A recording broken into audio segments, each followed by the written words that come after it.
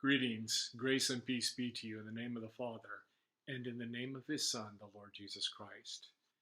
Today we come with the message from Acts chapter 21, verses 27 through chapter 22, verse 2. And I've entitled this message, Serenity in the Storm. There are times in our lives when we are caught up with all kinds of activities and challenges. We try to achieve all of our goals for the day as well as keep up with all the people we love. Sometimes we face a great deal of adversity from poor health or from people who attack us, criticize us, or perhaps even abuse us in some sort of form. There are times when we are tempted to get angry or depressed when things get so hectic around us and the challenges become so great. Yet with all these challenges, there are the occasions when the Lord provides a great deal of clarity and even serenity in some of the most tumultuous of times. We read of such instances in the scriptures in several places. Certainly Daniel in the lion's den is one of those places. Here we have another example. This isn't a text that teaches us how to achieve serenity, but it does provide us with a glimpse of how the Lord provided such serenity on this particular occasion. This reminds us that we too can be so blessed by God. We can earnestly seek such contentment. Let's look at the details and listen to what the Spirit of God has to tell us from this text. Chapter 21, verse 27. When the 7 days were nearly over, some Jews from the province of Asia saw Paul at the temple. As we saw from last week, Paul was following the advice of Jewish believers in Jerusalem. Now Paul will find himself in a very stressful situation. Does good advice always lead to good outcomes? Much depends on how we view what is good. Good advice from loving, caring Christian brothers and sisters can sometimes lead to very difficult situations. When we hear of such advice, we often are looking for the simplest or easiest way out of a difficult situation, not looking for more or continued difficulties. But there are occasions where the advice might sound something like this. We know this is going to be difficult, but it is the right way to go, and we will always support you. In Paul's case, he already knew that the way would be difficult. He had already experienced difficult times and had known of the Lord's presence with him. We should take encouragement in the same way. If our situation becomes even more challenging, we should fight the temptation to attack those who gave the good advice. There is no hint at all that throughout Paul's ordeal that he harbored any animosity towards those who gave him this advice. We also note here in this verse that the Jews who first noticed him and are about to attack him are Jews from the province of Asia and not the local Jews of Jerusalem. These Jews had presumably also come for the celebration of Pentecost. They may have even been part of the opposition that we read about back in Acts chapter 20, verse 3. We look at the next two verses, verses 27 and 28. They stirred up the whole crowd and seized him, shouting, "Men of Israel, help us. This is the man who teaches all men everywhere against our people and our law and this place." Quickly, this situation deteriorates into a mob scene. They quickly come up with 3 accusations that are all false. None of these accusations will be proven true or even brought up against him at his trials. To help us understand at least some of their concerns in this context, Luke brings up this matter next at verse 29. Parenthetical statement. They had previously seen Trophimus the Ephesian in the city with Paul and assumed that Paul had brought him into the temple area. It is interesting that Luke would reveal this because even this matter would never be brought up at Paul's trials. But Luke did provide this detail because that matter may have come up in all the shouting that would occur at this time. Trophimus was a Gentile Christian, and there were strict laws regarding where the Gentiles could be when they were in the vicinity of the temple area. Chapter 21, verses 30 and 30 through 32. The whole city was aroused, and the people came running from all directions. Seizing Paul, they dragged him from the temple, and immediately the gates were shut. While they were trying to kill him, news reached the commander of the Roman troops that the whole city of Jerusalem was in an uproar. He at once took some officers and soldiers and ran down to the crowd. When the rioters saw the commander and his soldiers, they stopped beating Paul. The situation quickly escalates. They wanted to kill Paul, but evidently they did not want his bloodshed in the temple area to defile it. So they dragged him away, and the temple guard closed the gates.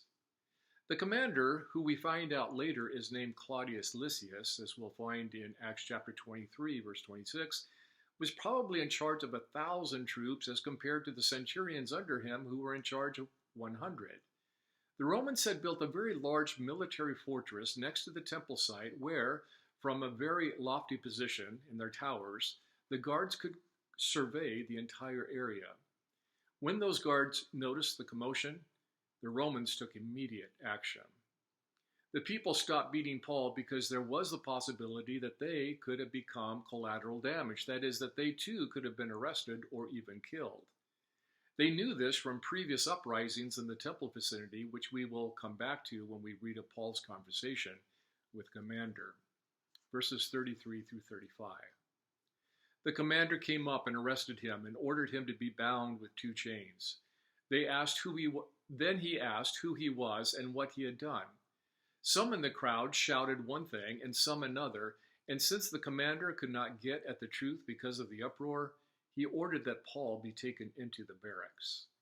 When Paul reached the steps, the violence of the mob was so great he had to be carried by the soldiers. Now, this is the description of what we might call the middle of the storm. Paul is arrested illegally, as we will find out. He is bound with 2 chains by the Romans, who at the same time as restricting him are also protecting him. Even with the Roman army, the people are emboldened once again to try to reach Paul to kill him. The Romans then make sure Paul isn't killed by lifting him up all the way up the stairs. Now, let's consider this situation. Aren't there times when we feel like we are being pressured from all sides and yet feel constrained at the same time? Aren't there times when it feels as though our freedom has been taken away? Sometimes, even in taking away our freedom, the Lord is protecting us. It may not seem like it, but sometimes He does the same kind of thing in our lives. At the same time as restricting us, He is also protecting us. It is difficult to maintain composure in such circumstances, and in this case, we are not told what Paul was feeling. We do know he had similar experiences. In fact, he had already been stoned and left for dead. We must also remember that the Lord has delivered us on many previous occasions. We do know that Paul had a desire to say something in this chaos, and the Lord did provide him that opportunity. There may be occasions for us to realize that in the middle of the storm, this is the time to refer to the work of the Lord and not just reciprocate with anger. What Paul hears next may also have had quite an effect on him. Verse 36. The crowd that followed kept shouting, "Away with him!" This is very similar to what the crowd said when Jesus was on trial. Paul may have realized that once more he senses the privilege of suffering for the Lord, even in a way that was very much like the Lord Jesus Christ. Verses 37 and 38. As the soldiers were about to take Paul into the barracks, he asked the commander, "May I say something to you?" "Do you speak Greek?" he replied. "Aren't you the Egyptian who started a revolt and led 4,000 terrorists out into the desert some time ago?" The commander had asked Paul several questions before this, but the opportunity for Paul to explain was not present until he found this brief moment. The assumption that the commander had informs us in a greater way why he took the steps he did. When the zealot from Egypt stirred up a riot in Jerusalem, there was another commander in charge. That commander let things get out of hand. Several Jews were killed in the revolt, and this person, this Egyptian, was able to escape. This commander is aware of the lessons of the last revolt and wants to preserve his record as being an honorable official of Rome. How he would handle this riot could have had a great influence on his career. It was good that Paul took this moment to speak. He was bilingual. This surprised the commander. The commander had to immediately assess the situation since he found out his assumption about him being an Egyptian was incorrect. Next, we see Paul answering his question, and this made quite the impression on the commander. Chapter 21, verse 39. Paul answered, I am a Jew from Tarsus in Sicily, in Cilicia, a citizen of no ordinary city. Please let me speak to the people. It was not Sicily, it's a different place on the mainland. Paul here identifies himself clearly and succinctly. There is one more important detail that Paul leaves out, but will come to light soon enough. He is also a Roman citizen who should not be treated this way. Yet Paul does not refer to his legal right at this time. His first concern is to address the agitated crowd that wants to kill him. We will look at this speech to the crowd next week, but let me point out at this time that Paul does not refer to his legal rights, nor does he defend himself against all the false accusations that he heard about himself. Paul will take a very interesting approach in addressing this crowd. Chapter 21, verse 40 to chapter 22, verse 2. Having received the commander's permission, Paul stood on the steps and motioned to the crowd. When they were all silent, he said to them in Aramaic, Brothers and fathers, listen to my defense. When they heard him speak to them in Aramaic, they became very quiet. Amazingly, the commander grants Paul permission. There are times when I am amazed how God grants to his people favor from those who are not yet Christians. Paul motions to the crowd to let them know he would like to speak. When they hear him speak in Aramaic, they become even more interested. As we will see, they will allow him to speak for several minutes, which is really quite amazing to me. But for now, let's reflect on what it means to be in the middle of the storm in our lives and still have serenity. There is a peace that passes all understanding, as Paul wrote so well, and which he experienced. We read this in Philippians chapter 4, verse 7. We must recall the Lord's faithfulness in the past and trust him for the present and the future. How will we trust the Lord together in the coming days? Do you know what it is to put your faith and trust and hope in the Lord Jesus Christ?